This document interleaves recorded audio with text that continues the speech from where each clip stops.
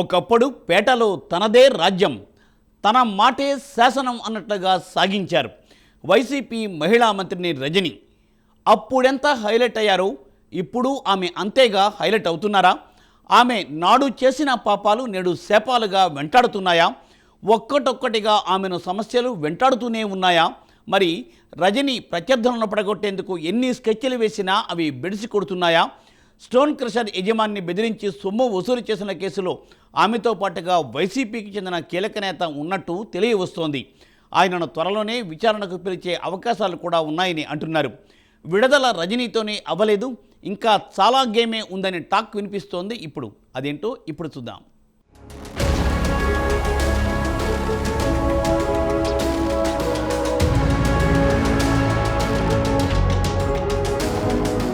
ఒకప్పుడు ఎమ్మెల్యే అయిన తొలిసారే మినిస్టర్ అయి పేరు సాధించిన రజనీ ఇప్పుడు స్టోన్ క్రషర్ వంటి కేసులో భారీగా చిక్కి పెద్ద ఎత్తున చెడ్డ పేరు సాధిస్తున్నారట. సాగినంత కాలం నా అంతటి వారు లేరందరూ, సాగకపోతే ఊరక చతికిల పడిపోదురు అన్న పాతకాలం నాటి పాట తిరిగి గుర్తుకు తెస్తున్నారట. మరీ ముఖ్యంగా మాజీ మహిళా మంత్రిని రజనీ వ్యవహారం మరీ ఘోరంగా తయారైందట.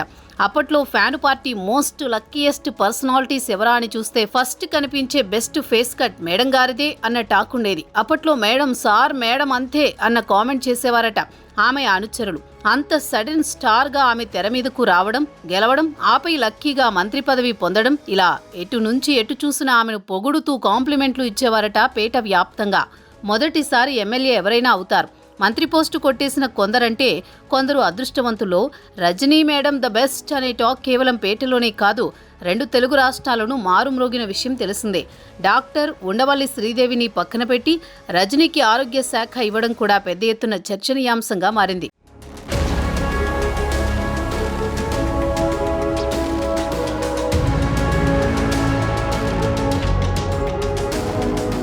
ఇకపోతే విజిలెన్స్ తనిఖీల పేరుతో స్టోన్ క్రషర్ యజమానిని బెదిరించి సొమ్ము వసూలు చేసిన కేసులో మాజీ మంత్రి విడుదల రజనీ తదితరులపై 10 ఏళ్ల వరకు జైలు శిక్ష పడే అవకాశం ఉంది. పల్నాడు జిల్లా ఎడ్లపాడులోని శ్రీ లక్ష్మీ బాలాజీ స్టోన్ క్రషర్ యాజమాన్యాన్ని బెదిరించి 2.20 కోట్ల రూపాయల మేర వసూలు చేసిన వ్యవహారం రాష్ట్ర వ్యాప్తంగా దుమారం రేపింది. అప్పటి అధికారి జాషువాతో కలిసి ఈ అక్రమాలకు మంత్రి ఆమె కుటుంబం కూడా తెరతీసిందని సర్కారు భావిస్తోంది.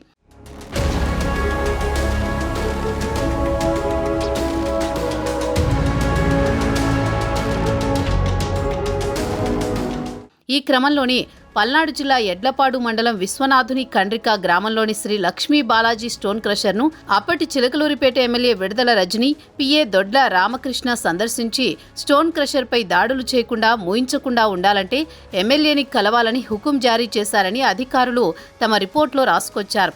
దీంతో దాని యజమానులు నల్లపనేని చలపతిరావు, నంబూరి శ్రీనివాసరావు రజనీ కార్యాలయానికి వెళ్లి కలిశారు.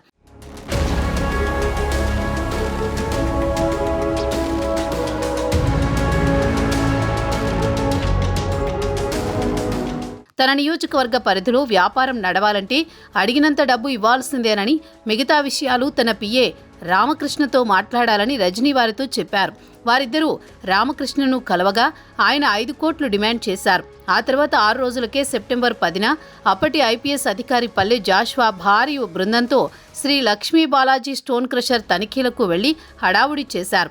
అప్పటి విజిలెన్స్ డీజీ అనుమతి కూడా తీసుకోలేదని అధికారులు గుర్తించారు.